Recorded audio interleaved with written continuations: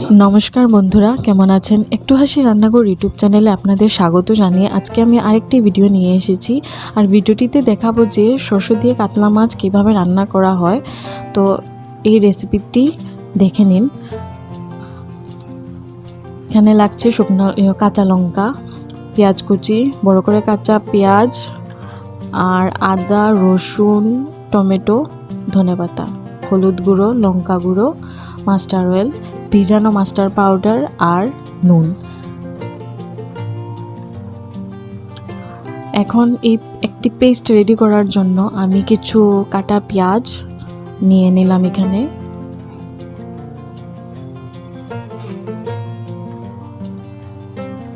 এখন নিয়ে নিচ্ছি আদা, এর মধ্যে দিয়ে দিলাম 2 কোয়া রসুন ছোট ছোট, এখন দিয়ে দিলাম কাঁচা লঙ্কা, আর লাস্টে নিয়ে দেব ধনেপাতা। আমাদের এখানে এই ধনেপাতাটা পাওয়া যায়, তো এটা আমি নিয়েছি। এখন দিয়ে দিব অল্প নুন। আর অন্যদিকে আমি এই মাছগুলোকে মশলা দিয়ে ম্যারিনেট করে নেব। তো প্রথমে দিলাম নুন, এরপর হলুদ গুঁড়ো, তারপর দিলাম লঙ্কা গুঁড়ো। এখন ভালো করে এটা মাখিয়ে নেব।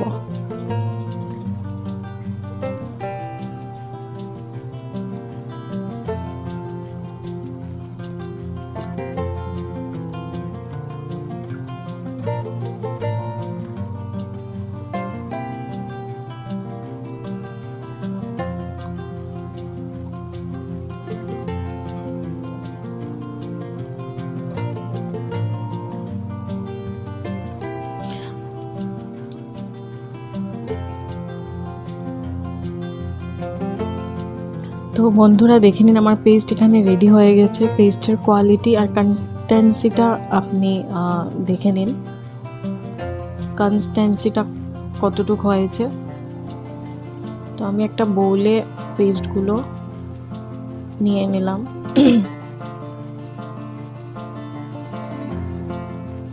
তো চুলায় প্যান বসিয়ে দিলাম। প্যানটি অল্প গরম হয়ে গেছে, এর মধ্যে আমি মাস্টার অয়েল দিয়ে দিচ্ছি।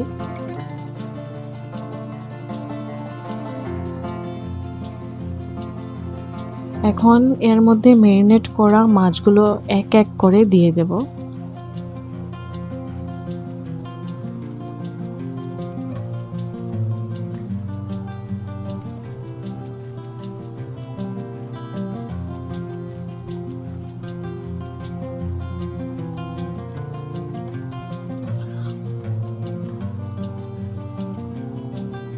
তো বন্ধুরা, এখানে আমার মাছ ভাজা অলরেডি কমপ্লিট হয়ে গেছে।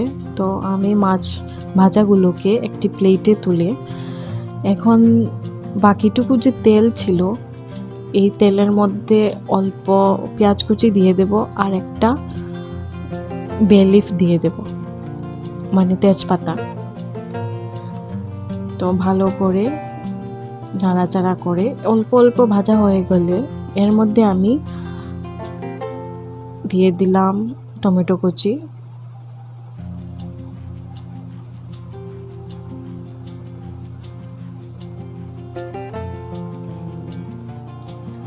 এবং কাঁচা লঙ্কা হাফ করে কাটা। তো ভালো করে ভাজা হয়ে গেলে এর মধ্যে দিয়ে দিব এই যে পেস্ট বানিয়ে রেখেছিলাম, আদা, কাঁচা লঙ্কা, ধনেপাতা, পেঁয়াজের যে পেস্ট, ওই পেস্টটি আমি দিয়ে দিলাম। এখন অল্প হালকা নাড়াচাড়া করব, কারণ সর্ষেতে বেশি ভাজা হয়ে গেলে তো তিতে তিতে ভাবটা থাকে। তো আমি হালকা নাড়াচাড়া করে এর মধ্যে আমি দিয়ে দেব মশলা। তো প্রথমে দিলাম হলুদ গুঁড়ো, তারপর লঙ্কা গুঁড়ো, এরপর অল্প ধনে গুঁড়ো, তারপর অল্প পরিমাণ নুন। এখন জাস্ট অল্প ভাজা করব, একদম হালকা হালকা নাড়াচাড়া করে।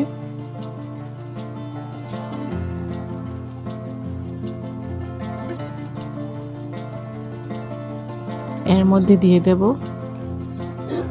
মাস্টার পাউডার যে ভিজিয়ে রেখেছিলাম, এর মধ্যে অল্প পরিমাণ মতো জল দিয়ে দিলাম।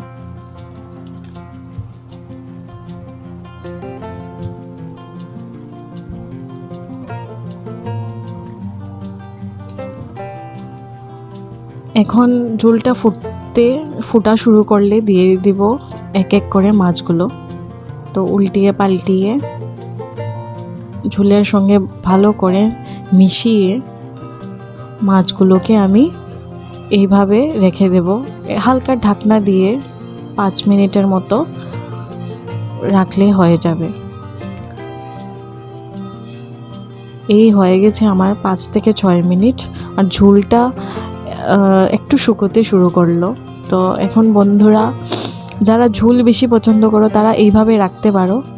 তো আমি একটু ঝোল কম ভালোবাসি, তাই আমি একটু শুকিয়ে নেব ঝোলটাকে। আর নামানোর আগে মাস্টার্ড অয়েলটা 1 চামচ ঘুরিয়ে দিয়ে নামিয়ে নেব। এই হয়ে গেল আমার আজকের সরষে দিয়ে কাতলা। তো আমি একটু ড্রাই করে নিয়েছি, আর 1 পিস আমি তুলে নিয়েছি আপনাদেরকে দেখানোর জন্য। তো বন্ধুরা, প্লিজ আমাকে কমেন্ট করে জানাবেন যে রেসিপিটি আপনাদের কেমন লেগেছে, এবং অবশ্যই লাইক, শেয়ার অ্যান্ড সাবস্ক্রাইব করবেন, পাশে থাকবেন। ধন্যবাদ।